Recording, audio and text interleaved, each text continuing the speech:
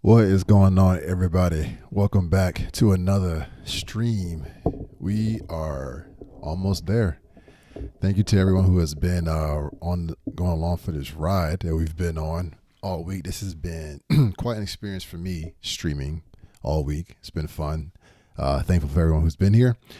We're going to be continuing on our series of doing the editing level up. But today is going to be a little bit different than we have in the past. We're not going to be doing any like hands-on editing. I'm actually tying in my podcast, The Filmmaker's Flow, this week and bringing that back. I have previous episodes on my channel and on Spotify and I think it's on Apple Podcasts.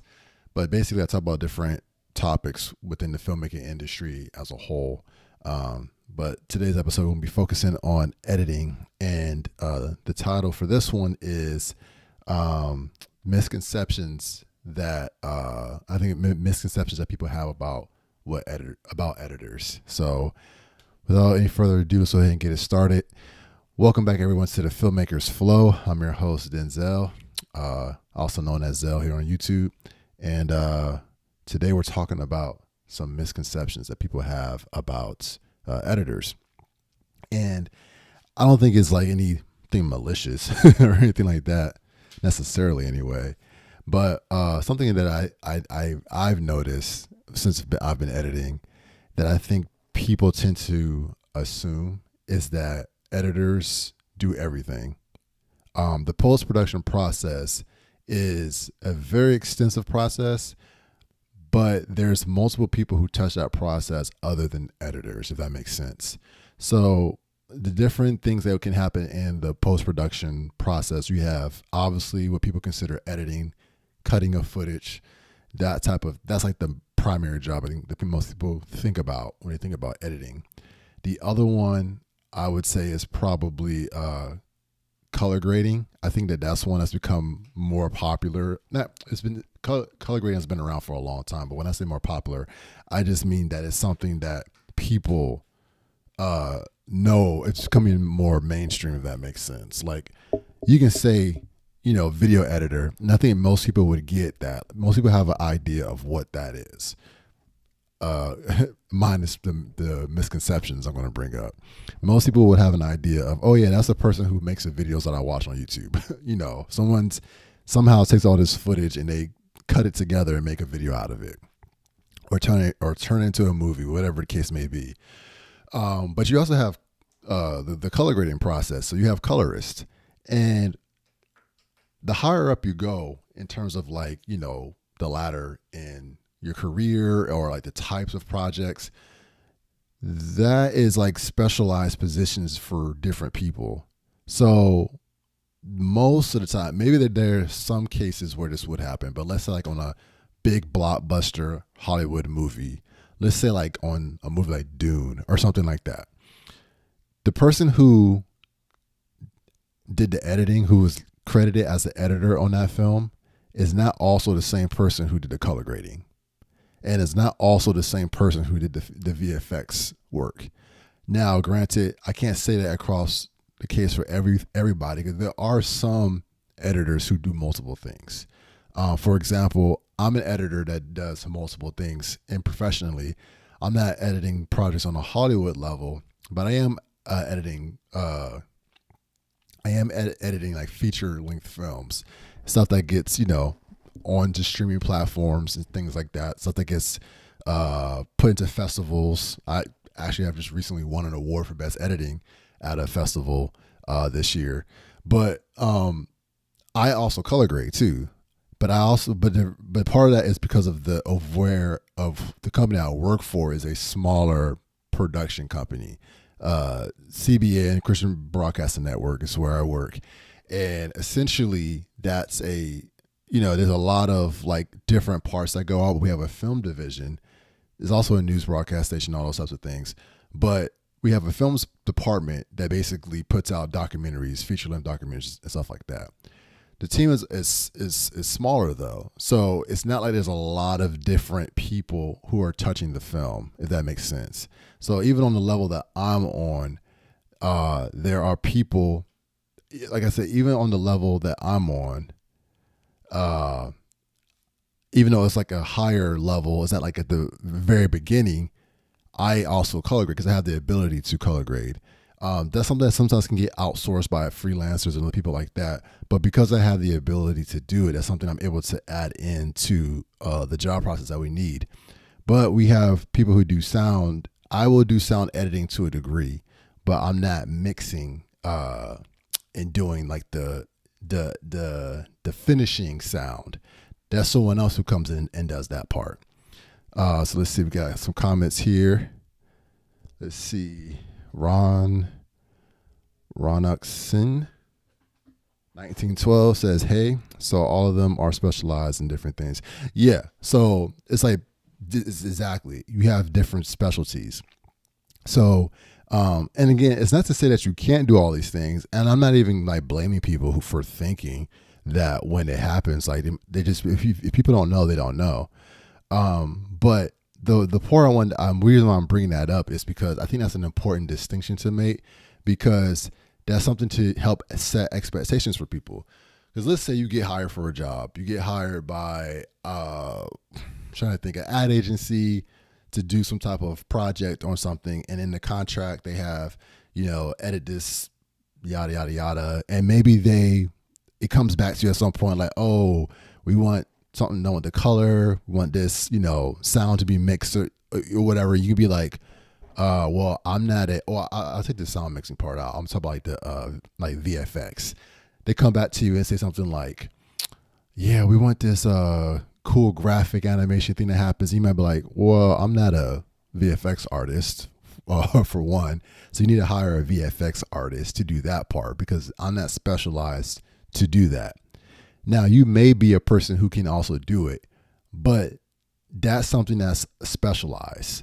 So the reason why I'm bringing it up is that it's not that you shouldn't know how to do those things. Because like I said, I'm also know how to color grade. So I'm also a colorist. But it's like another, recognize it for what it is. And you can educate people too in the process. This is not normal. This is something I can do, especially if you're freelance. You can add that on as another upcharge. So that's one of those things where it's like, hey, this isn't, if you want this is going to cost this. Set the expectations, what color grading is. I can color correct and get everything balanced, but that's a whole other thing.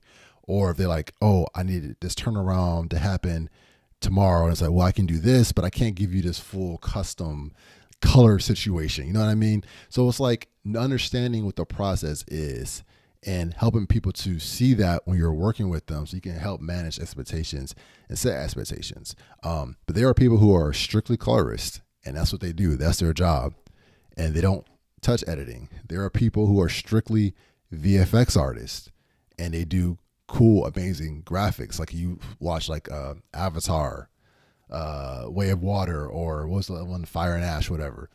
There's a company, Weta, that did all the visual effects stuff. So, and there's a lot of it in those movies. But then you have people who did the actual cutting, and they just were cutting, I say just as a whole thing, cutting the sequences together.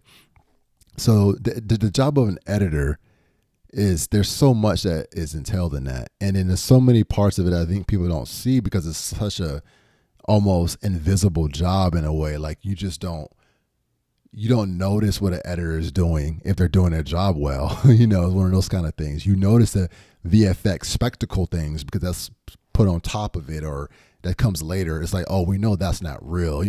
Things like that. There's VFX artists, there's VFX stuff that happens that's not even Marvel type aliens and stuff like that. You have basic VFX that happens, and even in the work I do, documentary work, where super realistic stuff happening, but it would be a lot of like, oh, we need to remove these wires, like the wires behind my head right now. I'll hook up to my PlayStation and TV. They're like, oh, we need to track those out or something like that, But that's why I wanted to just bring up that distinction, because there is a difference. And just because you're an editor doesn't mean that you're that doesn't mean that you're a colorist. And just because you're an editor doesn't mean you're a VFX artist. These are skills that need to be learned. So that's also another thing to take into consideration, that if you do want to be a person who can sell yourself as, I can do all these multiple things, I'm a one-stop shop, I will do your VFX art for you. I will get the sound mix, and on a small level, most editors probably will have to do that anyway, to some degree. I will do your color grading, all those things. Then learn those skills, but recognize that they're different skills, and you're just basically adding on different parts to what you can do.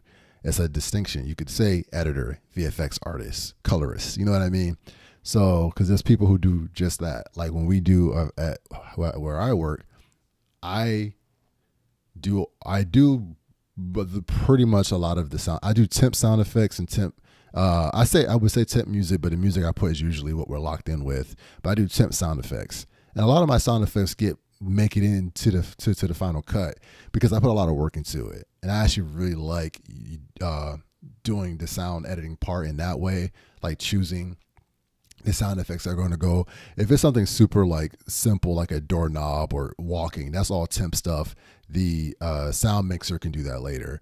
You know, they're going to listen to it, and they have special sounds, and probably will really dive in to really finesse it and make it perfect because that's what their focus is. I have an entire film to cut, so I can't necessarily focus on making sure this doorknob sound is the perfect doorknob sound unless it's super important to the story or pacing. A lot of those sound effects I get in there locked in, like we need to have this boom or this hit.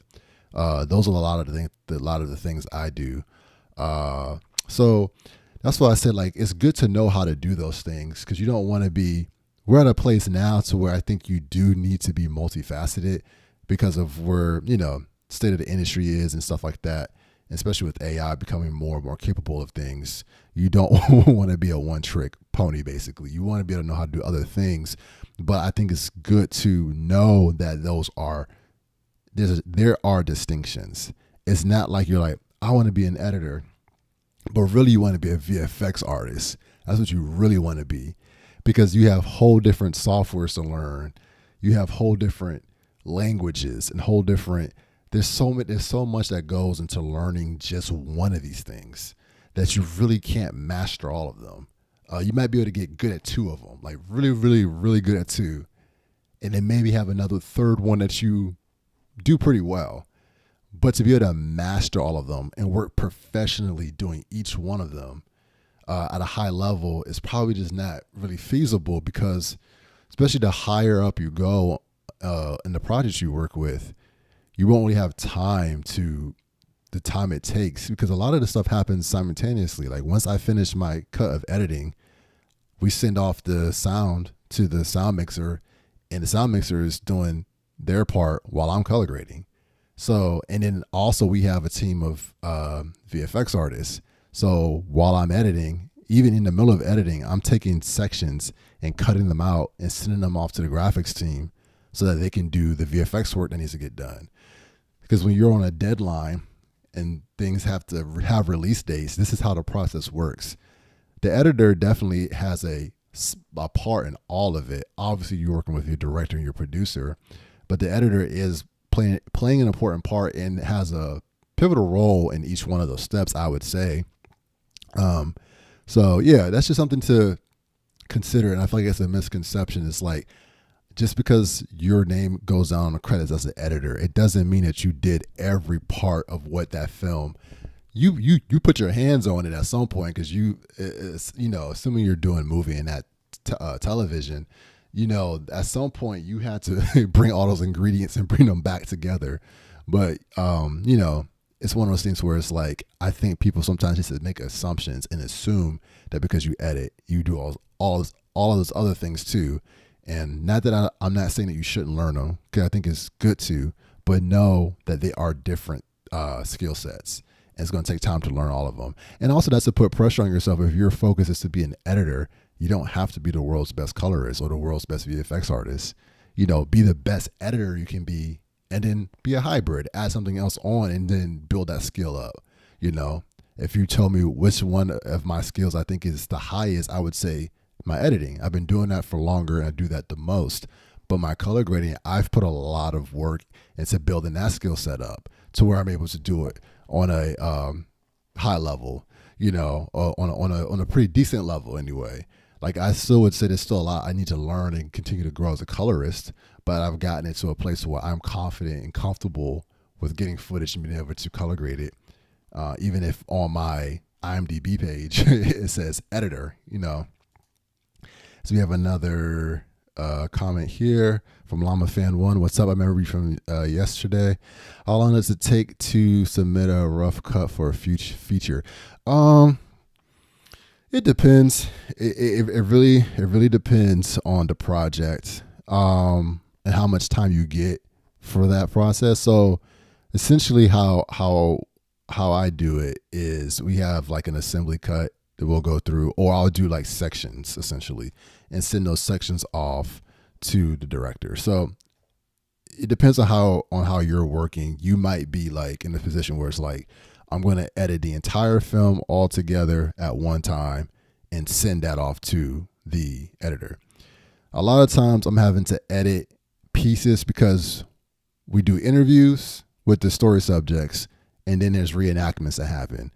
I always get the interview footage first because that has already been shot. And then later on throughout the process, the reenactment footage will get shot.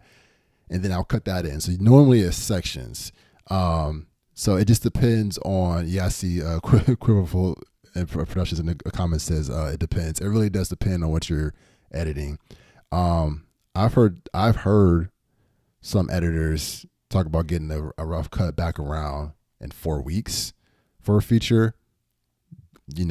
That sounds very fast to me, but it also depends on what shape is that rough cut in. And it's probably more of an assembly, where a rough assembly is very rough.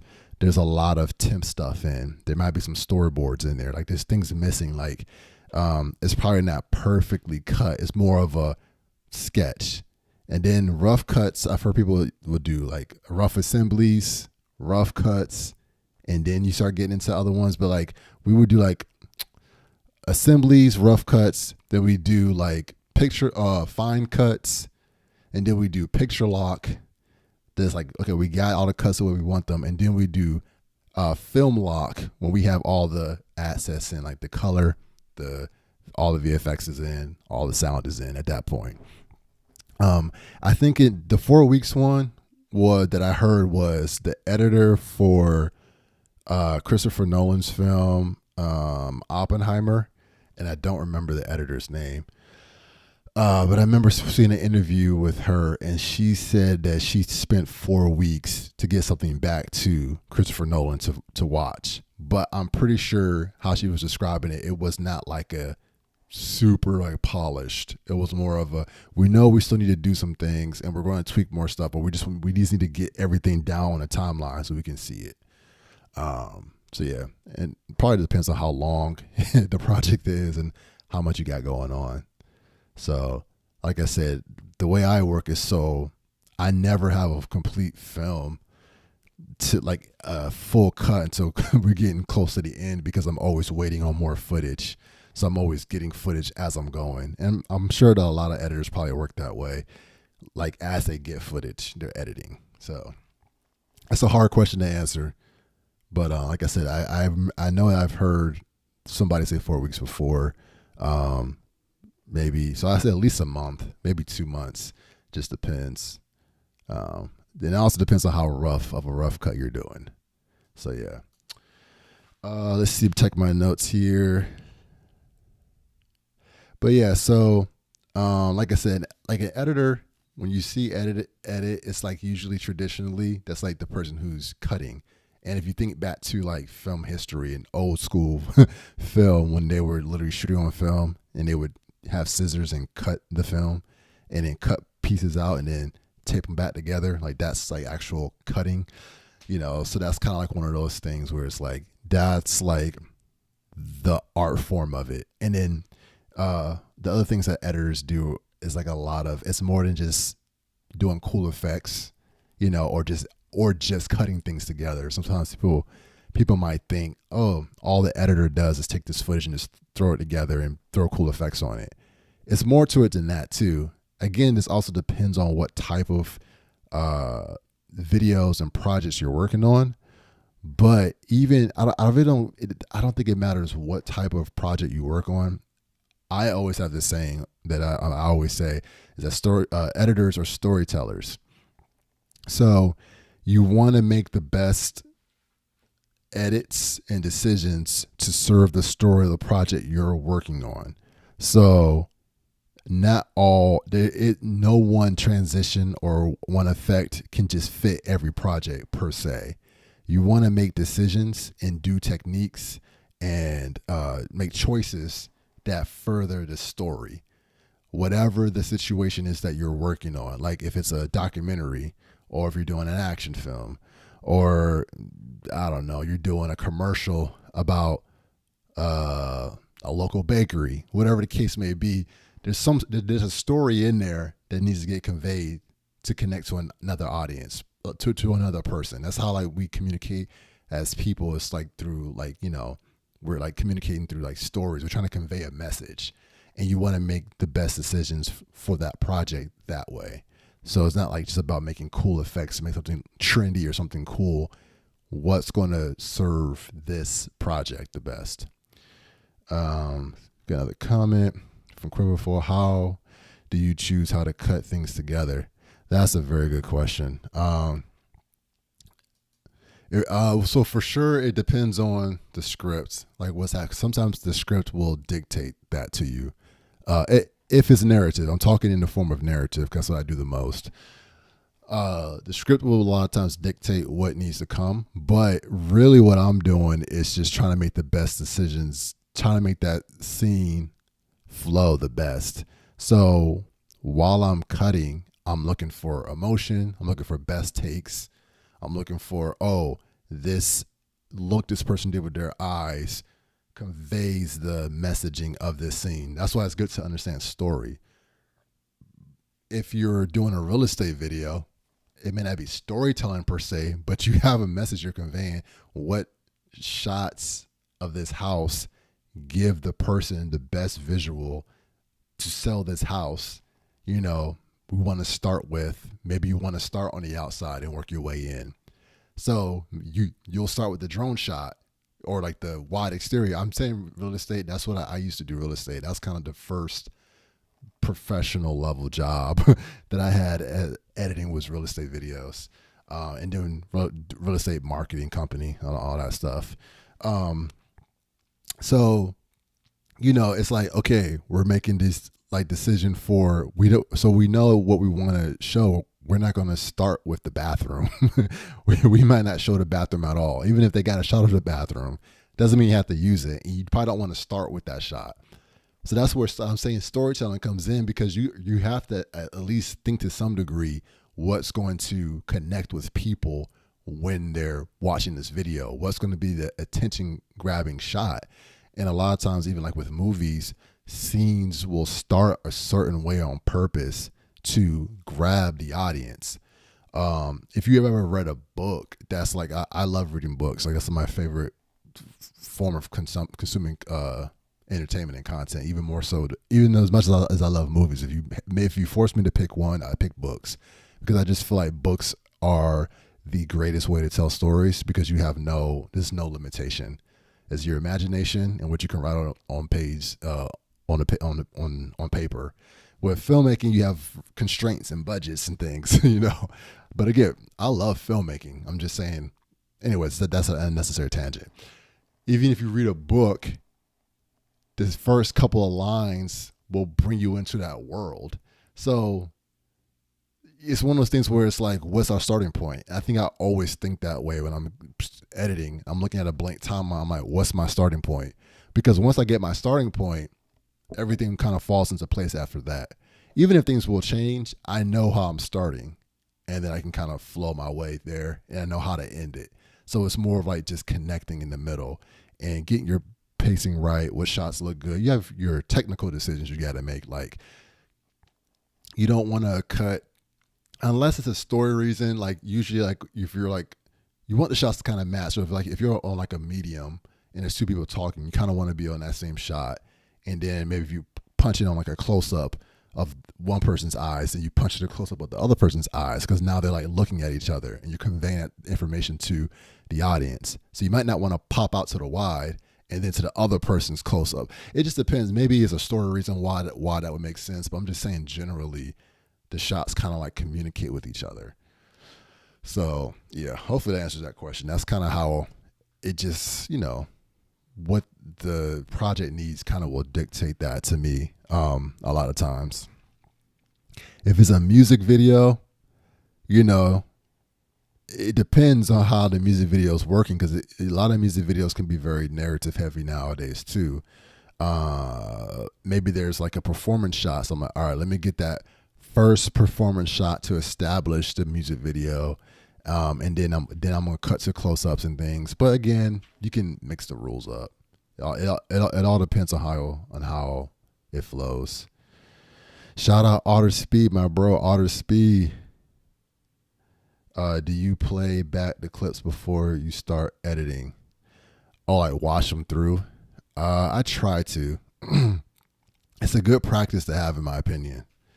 I've heard editors talk about, like on a super high level, like Hollywood level editors talk about taking one guy, how'd he say? He said he had the footage, he'll watch the footage and let it like wash over him.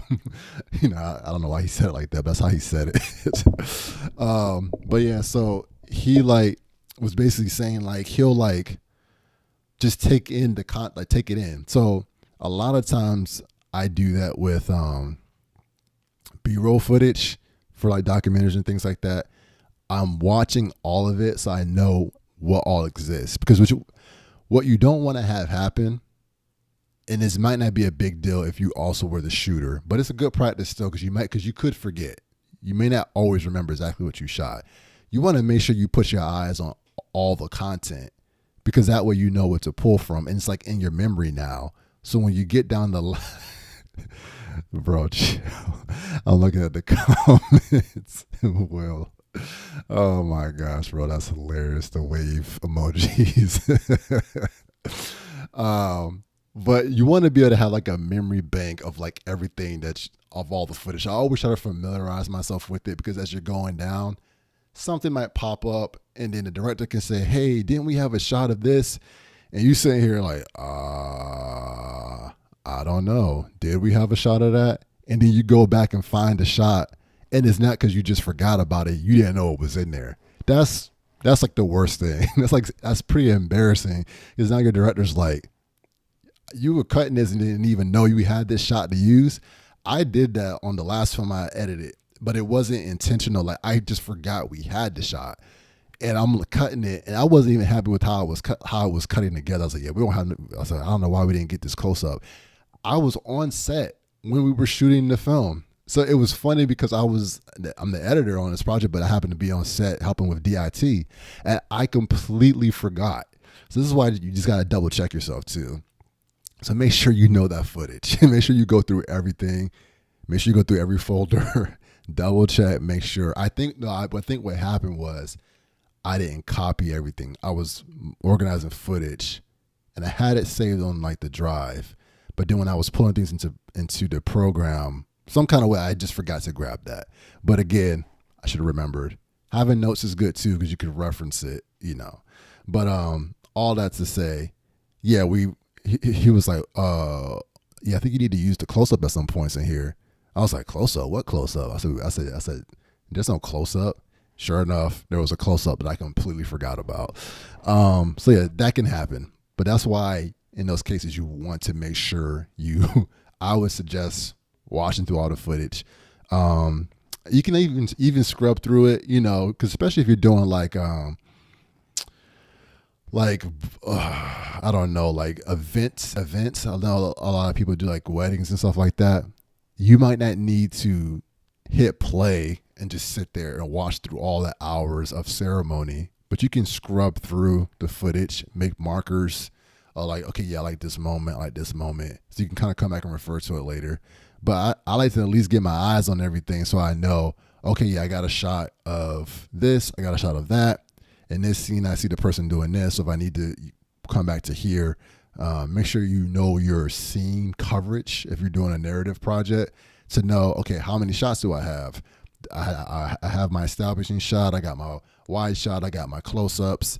Do I have an over the shoulder? You want to make sure you know everything you have, because you want to know what all you have to work with too, because you might, and when you're getting into the weeds of editing, you want to be able to be like, okay, yeah, I have this to pull from. Not, I'm in the weeds of editing. Now let me go dumpster diving again to see if I can find, you know what I mean? It's better to at least have a idea of what's in there. Llama Fan 1 says, how do you not get paralyzed with editing options? Whew, that's a loaded question right there. It's very easy to get paralyzed. And I think I got paralyzed a lot more in the beginning, where when I first was starting, it was like, what do I do? It's easier now because I can go off of my instinct, and I've developed enough of an editing like language with myself that I can edit in my head too. Like maybe that's something everybody can do, but I can, while I'm doing other stuff, I'll hear a cut of music, I'll hear a sound effect or something. So a lot of times I'll just be kind of like sitting here talking to somebody or watching something, and then I can play it out. I'm like, oh, that's how I can come in. I've done that so many times, and a huge part of the editing that I do happens in my head before I even touch the keyboard, to be honest with you. I might be looking at the footage for a while and got nothing, and I'll just get up and walk away because I don't got it. So I'll be doing something else, or maybe while I'm like at home washing dishes or talking to my wife or something, it'll come up, And I'll give you an example. I had one project recently. It was a wedding that I had shot, and I was struggling. I was, even after having done the feature films and all this stuff, going back to the wedding, I was like struggling to start because I didn't really shoot it in a way. I was like, what's my opener? And that was throwing me off. I didn't feel like I had a strong opening. So I had to just kind of keep going through. And then it wasn't until I found out how to get started that everything else clicked for me. I do wish that I was able to just hop into the middle of a project and just go. But sometimes, or I'll say in a scene, a lot of times with me, I gotta see the beginning first and then get into it, or at least get started, and then maybe I'll change how it starts later, But for some reason, with the way how my brain works, I gotta once I get like this is my entry point, everything else tends to flow from there. So everybody's process is different, And then I think the more you edit and the more types of projects you edit, you have more experience to pull from of knowing what shots will work. So like, for example, a wedding. How many types of ways are there to shoot and edit a wedding? We may have capped out. Maybe somebody can come up with some different things, There's some cool, it's this cool dude I follow on Instagram, Justin Porter Media, and he does cool weddings. He shoots some like their reality TV shows. But even with that, you're going to shoot the people who, and I try to say my words differently because out of context, that sounds so crazy. You record with your camera the people at the ceremony. You can get cool B-roll shots, but at the end of the day, it's the same thing happen. Weddings are the same. There's the I do portions. There's the walking down the aisle. There's the getting ready. There's the dancing. There's the reception. They may do different types of things, but you have these pockets. So it's like, all right, I got my ceremony, I got my reception, I got my cocktail hour, I got my exit. They leave, got my getting ready, whatever. So you can kind of arrange things in that way. Another thing that can help is having the music, I think, will also help you to get into the flow, because you're like, okay, I want to use this track of music, and then I'm going to cut it like this. And then you kind of like with Legos kind of start fitting the pieces. So it's, or like a puzzle. So it's almost like whatever is your jumping off point, find that for you, and then start trying to fit the pieces around that and see if it works. So, it's super helpful when you work on a project where there's an outline of some sort. Those are great. Like if you're working with somebody who wrote a script, or there's like a treatment, or it's a commercial, or something like that, because you're like, oh, I know that I know what things kind of have to happen in this. But like when you're doing stuff when there's like so many different options, it can be crazy. Like this, like I said, I brought out weddings because there's so many different shots you have to choose from. So I like to try to say, all right, let me set the scene. Let me just pick a shot that looks cool to start with. Do I have a shot of the outside of the building? Now let's kind of work our way inside. So we'll show some little close-ups of little of like the decorations if you got those shots. If you didn't get those, it makes it even harder. So hopefully that helps. All right, let's see. What else was I talking about with this? Yeah, talk about the editors or storytellers.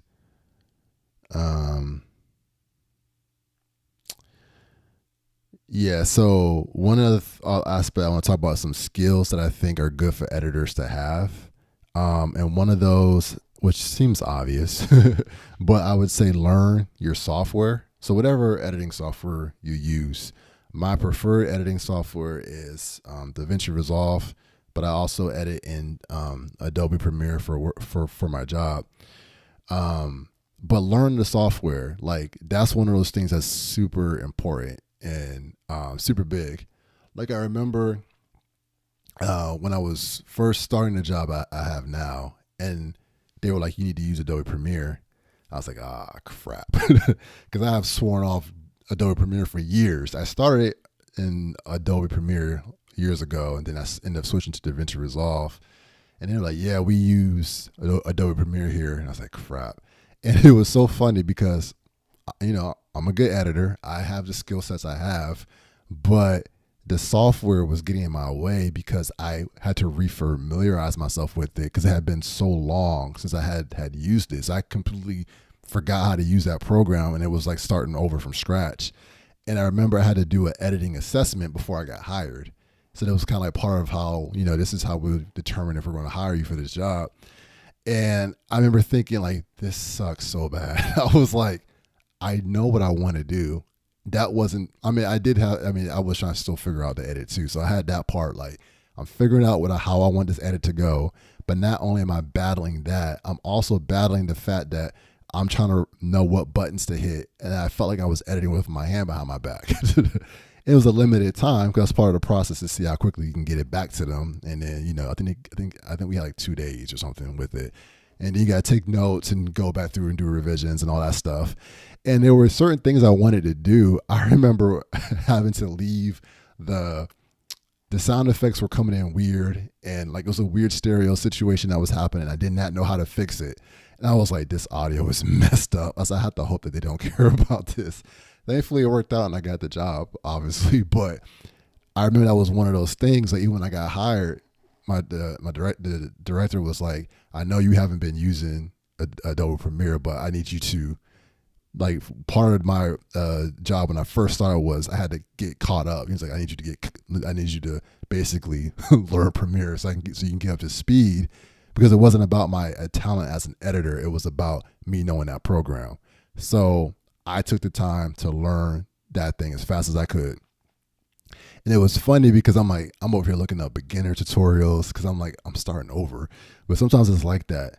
Obviously, my ability to edit translates, but it's just now having to communicate with the software, which can affect how you edit. Like your brain thinks a little bit different. That's why I kind of jokingly say to myself that the fact that I can edit in both fluently now is like being bilingual in a way, because your brain works different. I even get moments where sometimes you guys might see me do this when I'm editing. And it happened to me this week actually while we're doing a live stream. I'm sitting here about to do something. I'll just kind of sit there and stare because I'm reminding myself which program I'm editing in. I'm like, all right, I'm in DaVinci Resolve right now, not Adobe Premiere. So I know what I want to do. I know I want to use the slip tool, but there's a different button for that, or it operates differently. So one thing that helps with that though is keyboard shortcuts. A lot of keyboard shortcuts can translate. So if you do certain keystrokes, you can basically program them to be the same in each program. The only problem is DaVinci Resolve does things differently than, or vice versa. They both handle certain advanced tools differently. So that's where you can get kind of held up. A lot of the basic stuff you'll be okay generally, but there's certain things that just don't, because they're two different programs. It's like they just handle certain things differently. Basic stuff like making a cut is pretty straightforward for all NLEs, so that's not a big deal. But anyway, this is why I say it's important, because as the more you know your program, it just helps make you a faster editor, and it helps you make the decisions you want to make faster. You don't want the program getting in the way of the creative process. That's one of the most agonizing, most annoying things, is when the program, the software, is getting in the way of your creative process. You want to turn your brain off when it comes to editing. When my hand is on the keyboard, I'm not thinking, I'm just doing. It's not, I've gotten people tell me, you're a fast editor, you do things quickly. That just came from me training that and developing my own ways to help myself move faster. Like, if I felt like the keyboard default settings weren't good enough for what I wanted to do, I changed them. I don't get stuck to how Premiere or Davinci Resolve says, you got to hit this button to do this. I'll remap the button to be what I want it to be. So that's why I say that's a big one. Learn your keyboard shortcuts is definitely a good way to help you learn the software, and just learn what the software can do, the best way to do certain things in that program, and then learn the strengths and weaknesses, like know what it's good at. Like, I know Premiere is not that great when it comes to color grading. DaVinci Resolve is. That's a strength that DaVinci Resolve has. Adobe Premiere may have I kind of give Adobe Premiere a slight edge when it comes to organization, because of how it handles its folder structures. Not that you can't in DaVinci Resolve. It might not be a big deal to some people, but that's kind of a strength I would give to that one. So, it just kind of helps you know how to best work within each one. Notorious Visuals, the boy back live. Yeah, we back live. So yeah, that's one of those things I said. Learning the strengths and weaknesses is important, because it'll help you know how to work around the shortcomings. Every program has it. Like, there's no perfect program. As much smack as I talk about Adobe Premiere, because I don't like the whole subscription model, and that's one of the big reasons why I like DaVinci Resolve. But as much smack as I talk about it, DaVinci Resolve isn't perfect either. They're not giving me no money. They don't be sponsoring me, so I can say what I want. I prefer it, and I always tell people, whenever people are getting into the editing industry or they ask me about editing programs, I always tell them to use DaVinci Resolve, purely because of the fact that you can get DaVinci Resolve for free. That to me is ridiculous. Like, I edited for 3 or 4 years doing my professional freelance work in the free version of DaVinci Resolve before I ever bought the studio version. I just bought the studio version like a year ago, maybe 2 years ago at this point. So I haven't had a studio version for that long, because I was like, the free version did a lot, and I learned workarounds. I mean, it's always there was easier ways to do things, but I learned workarounds for it. So you just kind of do what you got to do. Adobe Premiere, I would say, definitely has a large part of the market share. I'd say in the mid-tier level of filmmaking. Some top Hollywood, so when I say top, I'm talking about Hollywood, mid-tier. It's kind of like the level I'm at, I would say, where it's like independent filmmakers. We're doing documentary work. We're doing feature films, but on like that under Hollywood level. And then you got maybe like social media, weddings, commercial work. I'm just kind of loosely making these tiers up. That's kind of how I'm considering it. I say in that middle, where a lot of companies are like hiring editors, a lot of times they're going to be using Adobe Premiere, because Adobe Premiere, it just did Adobe, brilliant marketers. They did a great job of marketing their product, even though it's not the best. They marketed the product like it's the best. What their big sell to me is the fact that they have the whole Adobe Creative Suite. So you have Photoshop, Lightroom, After Effects, they just hit the market hard with all those different graphic design, VFX, audio. This audio stuff don't get used like that, but video, photo stuff. So everyone's so dependent on it. They did a good job. I gotta give them their props. So you have DaVinci Resolve now trying to get some of that market share. But at the top level, it's not really Adobe Premiere though. It's people are using what is that program? I always do this every time I'm trying to think about it. Avid Media Composer. So like on Hollywood, that's more the Hollywood level. Avid Media Composer is more of the standard. There are people who will use Premiere.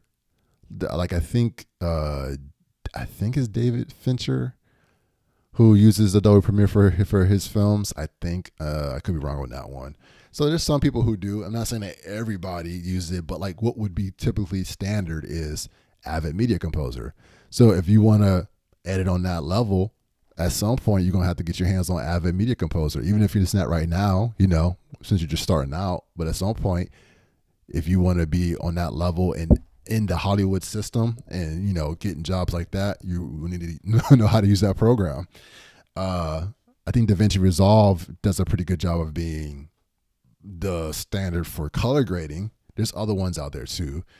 So that's why I like to use the editing portion of it, because it has a good NLE. People want to use it for color grading, but it's also good at editing. You can edit in it just fine, to be honest with you. But yeah, so I say all that to say, and then below, when you're below the mid tier, not below like it's like not high, not to say people aren't doing good work. I'm just tiering it to like Hollywood, the mid tier independent filmmaking level, and then you have like commercial. I'll say that.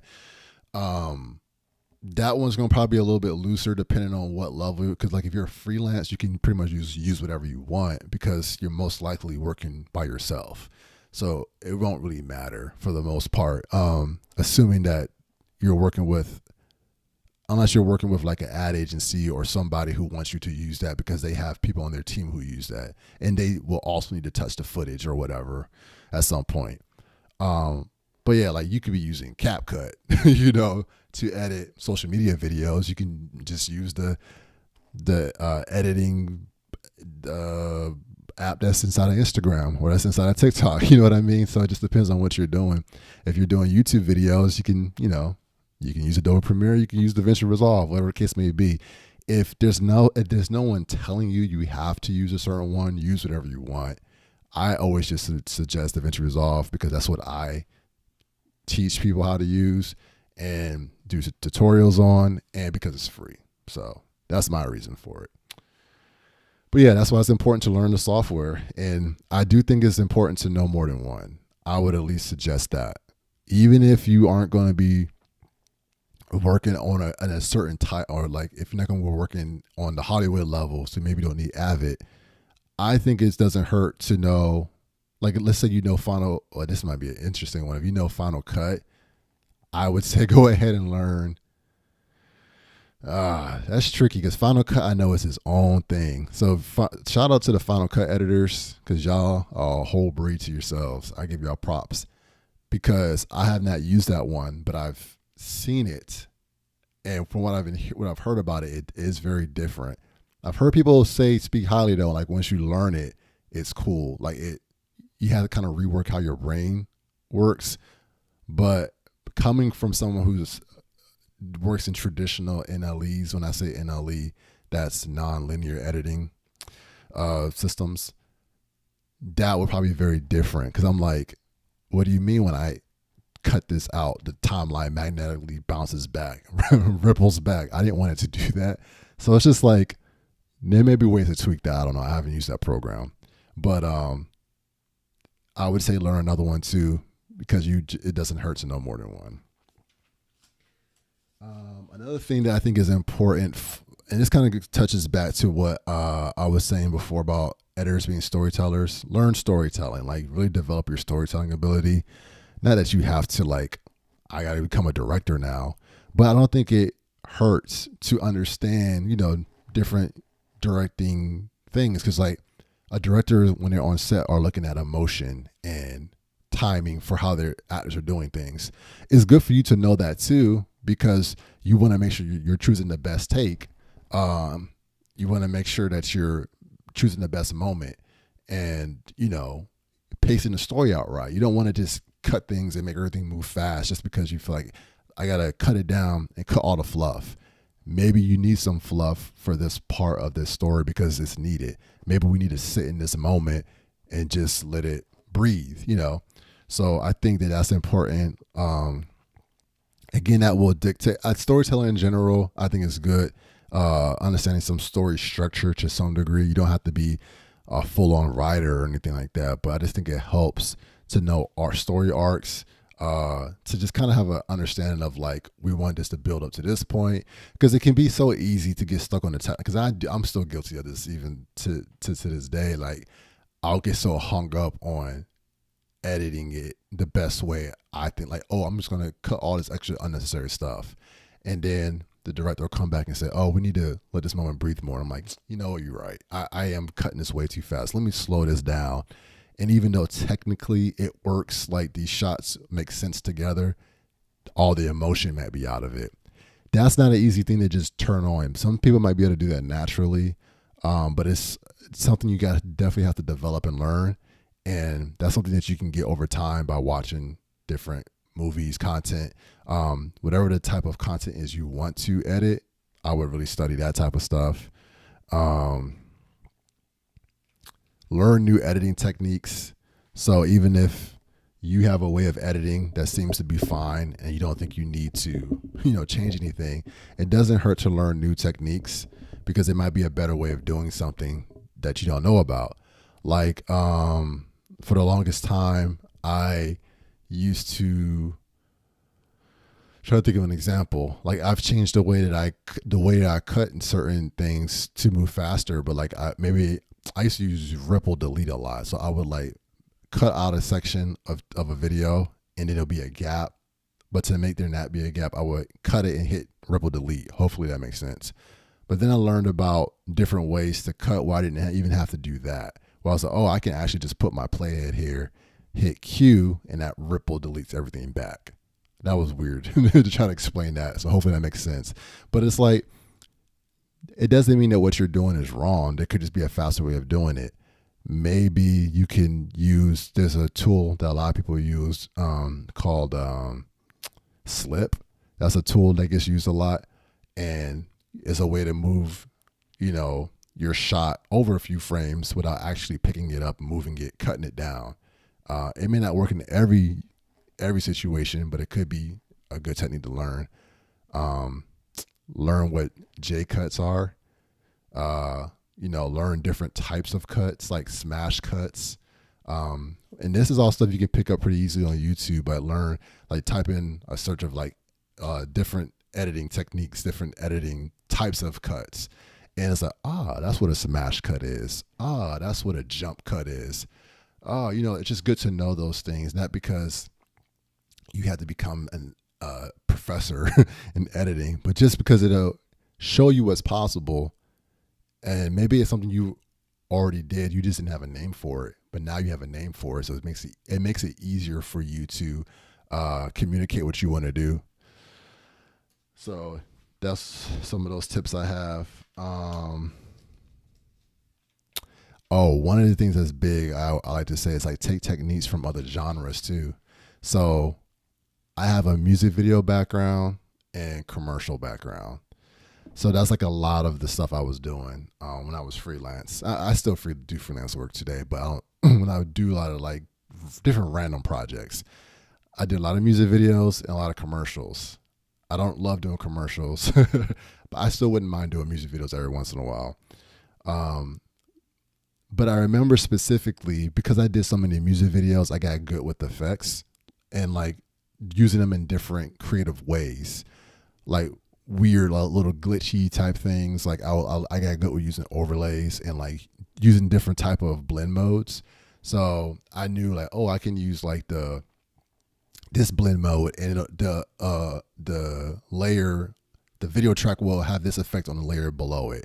Or I know if I can do this cool glitch effect because I've done it in a music video before. It's like music videos, I feel like you get to be super creative with your editing because they're music videos. It doesn't have to be super clean and polished in terms of like a movie or like a new, like a commercial or something. You're not going to have random, just weird transitions just because, unless the movie calls for it.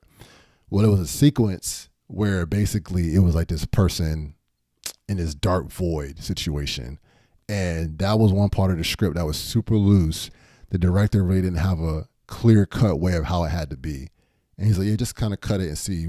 And I really had free reign because the script just said dark void. So it was like, what the heck does that look like?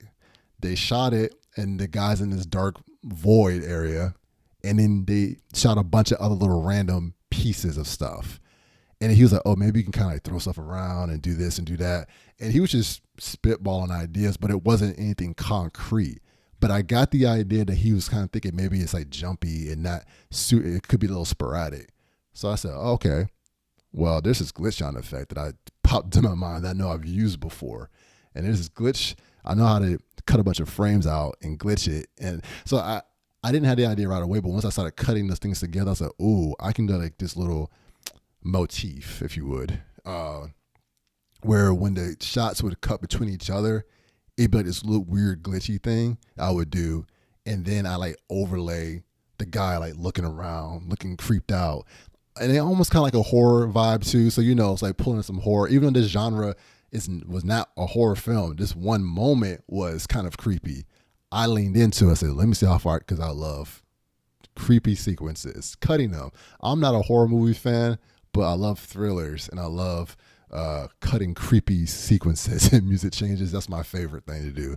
Like get the music that sounds right and the weird, creepy little sound effects and stuff like that. I don't know why I like cutting it so much. I don't even really watch it like that. Except for thrillers, like I said. But that is just fun to me. And it's like, ooh, I can just like flip this and do this weird stuff. And the sequence came out, I was like, oh shoot. I mean, a lot of people saw that and it was like, yo, that was crazy. Like how did you come up with the idea to make it do all that little weird glitchy effects and kind of like this footage is jumping around? And I kept telling people, yeah, that I pulled them, that came from my music video background. Cause I used to do a lot of stuff like that in music videos, where I would use different like effects and layers. And I keep saying layers, but I mean like if you go to like the blend mode for like your opacity, or like compositing shots on top of other shots, but then changing like the way it appears on the screen. So if you use like a different blend mode, different parts of the image would show. Not to get too technical, it's hard to explain that without showing it. But yeah, that was one of those situations where it was like, yeah, that was really cool. So it was like, yeah, if I didn't have that experience, if all I ever did was cut documentaries my entire career, I wouldn't have had that information. I wouldn't have had that to pull from. So that was good for me to pull from that. So that's why I say, even if you have a genre that you work in, or a type of video that you, a type of lane, if you make, car videos, shout out to my bro Otter Speed in the chat. He does car reviews on YouTube, but he's starting to move into other. He does weddings now. He's starting to do other things, so he could pull something from one thing and it's like, oh, from my car review background, when I did this cool little thing with the car, or maybe because he shot some other type of thing, he can say, oh, I can do this now with this car effect, and there's something that's different than it normally happens in that particular genre of or field of editing. So that's just kind of how, just to think outside of the box. Yeah, one thing I say is find the type of content that you want to edit and study it. That doesn't mean that you have to that you can never change the genre or the type of content you edit. But it's good to pick something, because if you want to be an editor, you're gonna have to edit something. Like I said, I started in real estate, like really from at a professional level, and I was doing a bunch of different stuff, but like real estate and commercials. That's not what I'm doing now, but it got me started, and it was something for me to cut my teeth on. I learned how to cut, I learned how to edit that way, and it just progressed to where I'm at now. You may not want to do narrative, you may not want to do documentaries, but maybe you want to do music videos, or maybe you want to do something else. Like however you are able to get into if you aren't someone who also shoots, you're going to need somebody's footage. So whoever you can get your whoever's footage you can get your hands on, try to get your hands on it so you can cut it. You know, I guess unless you can download, because you can download footage from online and cut things that way too. But yeah, become a student, like really like dig in. And some advice I have for new editors, and we're almost out of time here, so I'm going to wrap this up. One of the biggest things that you can do as an editor or a filmmaker in general is just listen to interviews of popular editors or people who are doing the craft. You don't even have to be popular per se, but just professionals. Like there's this podcast I found that was the Hollywood editing podcast or something like that. It was called, and he would have a bunch of just people on, and I would just like soak that up. And I was like making that like my my education. Like I didn't have a mentor. Some people get mentors. I didn't come up having a mentor. If you can get one, cool. You know, go for it. Or if you can do an internship, go for it. I didn't have that. I just started editing and doing stuff. But I would listen to those interviews from those professionals and listen to their stories, listen to their advice, how they did things, and it helped me to learn the language for one thing of editing, because they talk like editors. So you get to learn what that sounds like. And then I learned the language, and I was able to then put it back out and then apply it to my projects, and now it's becoming part of me. It's kind of like the whole thing of like babies hear language. It's not like we have to, I mean, you are teaching them how to read and things, but what I mean is like they hear it, they're copying it, and then now it's building up their vocabulary as they begin to learn now, take more information. They have that foundation to build that up on, and now they can begin to develop their own thoughts and communicate out into the world. But it started from just hearing and then copying and then, you know, building from there. It's kind of something like that. It's like you're just consuming that because they know what they're talking about. They've been there, and you are trying to get to where they are. So that's one thing I would say. And then go on YouTube, search up the type of stuff you want to work on. Unless you want to do movies, you can watch those movies, but don't just watch stuff as like a passive viewer. Really like break it down and study it. Like when I watch movies now, it's hard. If any filmmakers out there would know this, it's hard to watch it and not see the edits. Sometimes I can get in that mode sometimes, and that's when you know the movie's really good. I'm not even seeing it. But sometimes I'm watching like, oh, continuity error. Oh, that person's mouth was moving and they weren't talking. Like I'm super sensitive to that stuff. Even if other people don't notice it, I'm hypersensitive to it because I'm always looking for those things. But that's good though. You want to break it apart.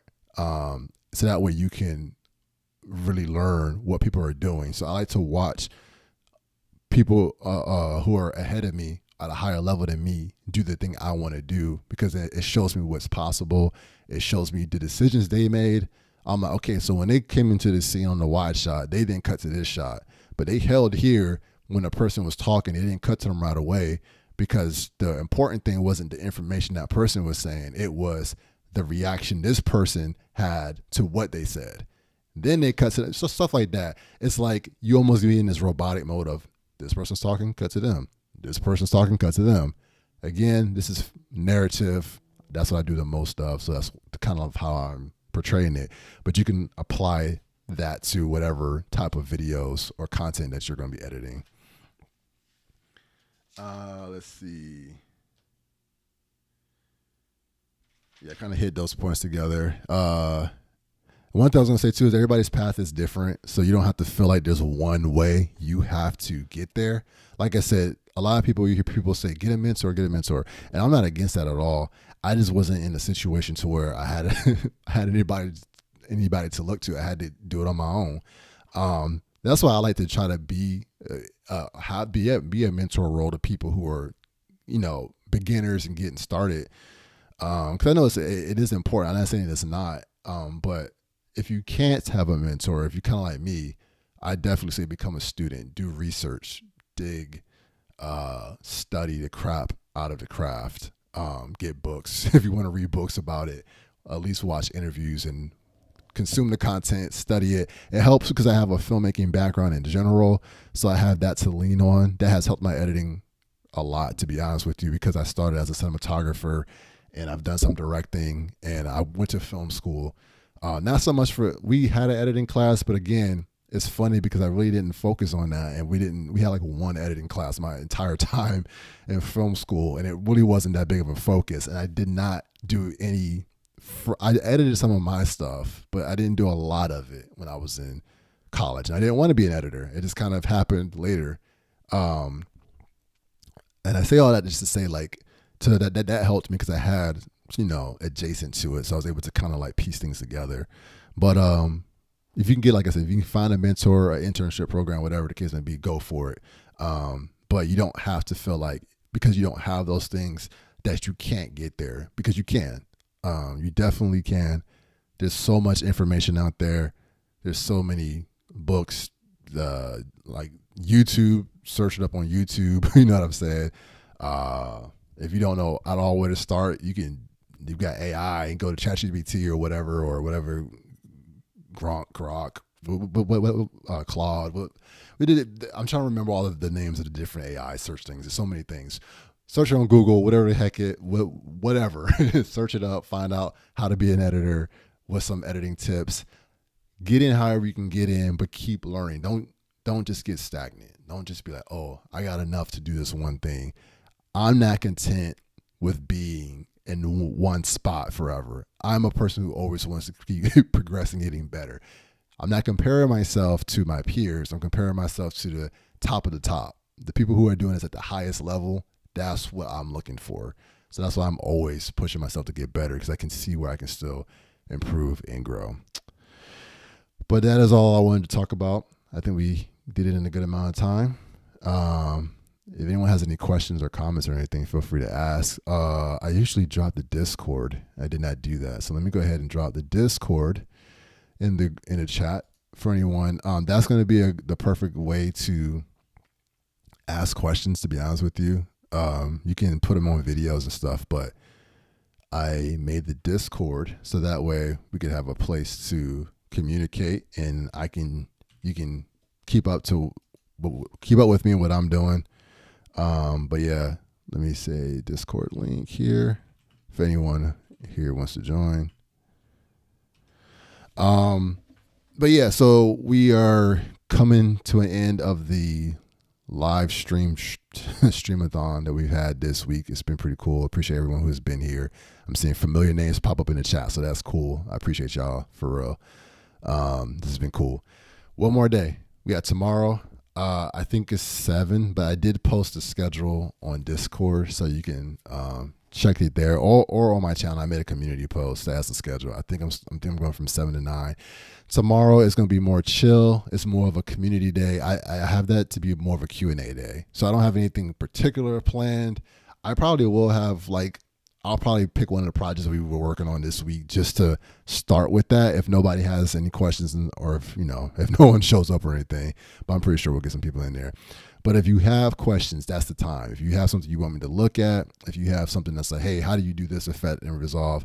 Can you tell me how to do, whatever the case may be, or if issues you're having, that tomorrow is a day for that specifically. So, like I said, it's going to be in the evening, I think at 7, that I'll be doing that, but you can check my schedule. But that's all we got. Thank you to everyone for being here. And I'll see you, for those of you who are here, I'll see y'all tomorrow. Peace.